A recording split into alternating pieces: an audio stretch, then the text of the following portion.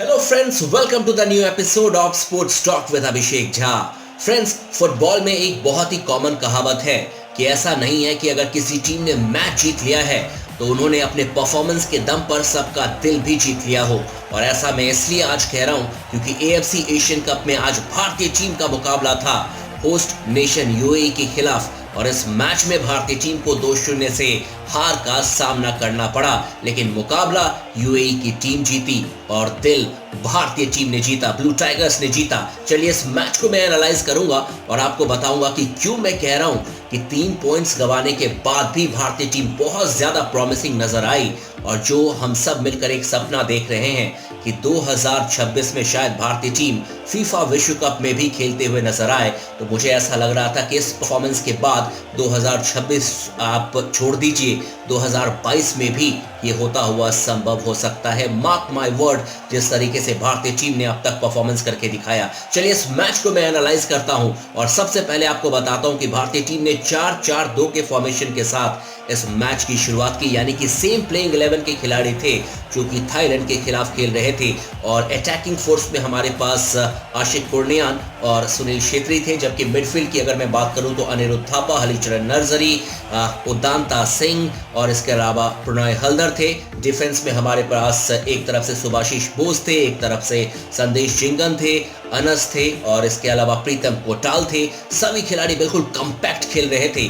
शुरू के 3-4 मिनट में भारतीय टीम थोड़ी बहुत नर्वस जरूर नजर आई, लेकिन एक बार जैसे ही सेटल डाउन हो गई उसके बाद से लगातार भारतीय टीम प्रेस कर रही थी। यकीन मानिए, उसके बाद से लगातार भारतीय टीम ने प्रेस किया यूएई के खिलाफ और ऐसा लग रहा था कि भारतीय टीम अपने घर पर खेल रही है। यूएई की टीम पूरी तरीके से बैकफुट पर थी और शायद इसी की वजह से 12 से 13 मिनट के बीच में भारतीय टीम को 2 से 3 मौके बने। एक मौका आशिक कुर्नियान के सामने बना जब बिल्कुल गोल माउथ के सामने खड़े थे, गोल कर सकते थे, लेकिन वो चूक गए। उसके बाद संदेश जिंगन के पास एक क्रॉस आया था और उस पर उन्होंने हेडर लिया था, वो चूक गए। और फिर सुनील छेत्री के पास मौका बना था जब उदांता सिंह का एक क्रॉस आया था और वो चूक गए। यानी कि इस पूरे मैच को मैं एनालाइज करूं तो आपको बता सकता हूं कि किस्मत भारतीय टीम के साथ नहीं थी। अदरवाइज जो स्कोर लाइन 2-0 का दिख रहा है वो हो सकता था कि भारतीय टीम 4-2 से भी इस मैच को जीत सकती थी। लगातार भारतीय टीम परफॉर्मेंस कर रही थी। और एक टेक्निकल चीज बताऊं जो कि सबसे अच्छी बात आज भारतीय टीम की नजर आई, और इसके लिए आपको बधाई देना होगा कोच स्टीफन कॉन्स्टेंटाइन की भी, क्योंकि जो 3 लाइनें होती हैं फुटबॉल में, यानी कि एक डिफेंस, एक मिडफील्ड और एक अटैक, यानी कि भारत की जो 3 लाइनें थी वो तीनों लाइनें इतनी कॉम्पैक्ट खेल रही थी, यानी कि 10 से 12 मीटर के गैप में ये तीनों लाइनें आपस में खेलती थी। यानी कि अटैक करने के लिए जाती थी तो ये तीनों लाइनें थी वो साथ में जाती थी। जब डिफेंस करती थी तो एक यूनिट के तौर पर डिफेंस करती थी। हालांकि एक चूक हुआ था 44वें मिनट में, जब अनस और संदेश जिंगन दोनों डिसाइड करने में चूक गए कि कौन उस गेंद को क्लियर करेगा, और एक शानदार लॉन्ग बॉल आया था और उस पर मुबारक ने बहुत ही बेहतरीन तरीके से फिनिश करते हुए 1-0 की बढ़त दिला दी थी यूएई को पहले हाफ में।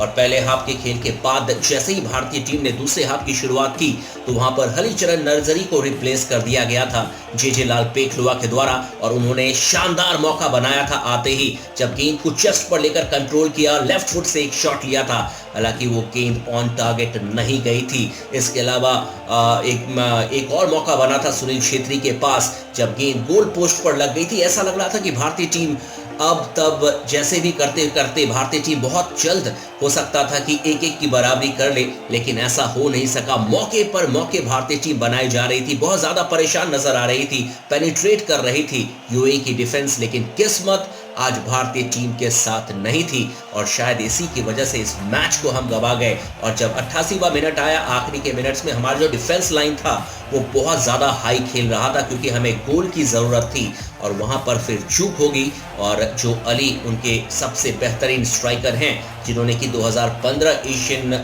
कप में सबसे बेस्ट स्ट्राइकर का भी अवार्ड जीता था, सबसे ज्यादा उन्होंने गोल किए थे, उनके पास मौका था, गोल पोस्ट के सामने खड़े थे, आसान सा उन्होंने गोल किया, और भारतीय टीम को 2-0 से हार का सामना करना पड़ा। लेकिन जैसा कि मैंने बताया कि आज पहली बार मैंने एक नई स्ट्रैटेजी भारतीय टीम में देखी है, और अगर आप यूरोपियन फुटबॉल को फॉलो करते हैं तो इसी तरीके की स्ट्रैटेजी के साथ यूनाई एमरी आर्सेनल के लिए खेलते हैं, और इसी तरीके के स्ट्रैटेजी के साथ मोरेजियो सारी, जो कि अभी फिलहाल चेल्सी के कोच हैं, वो खेलते हैं कॉम्पैक्ट, बिल्कुल कॉम्पैक्ट। जो आपके 3 लाइंस होती हैं, डिफेंस, मिडफील्ड और स्ट्राइकर, वो एक यूनिट के तौर पर आगे बढ़ते हैं, पीछे आते हैं, और संभवतः भारतीय टीम ने ये करके दिखाया। और इस तरीके की फुटबॉल खेलने के लिए आपको फिट रहना बहुत ज़रूरी है, और भारतीय टीम के जो खिलाड़ी थे, जिस इंटेंसिटी के साथ वो खेल रहे थे, और ऐसा लग रहा था कि शायद ये 90 मिनट इस इंटेंसिटी के साथ खेल पाएंगे कि नहीं, लेकिन उन्होंने प्रूव कर दिया कि वो खेल सकते हैं। फिलहाल भारतीय टीम पॉइंट्स टेबल पर दूसरे नंबर पर है, और अब नॉकआउट स्टेज में पहुंचने की जो बारी है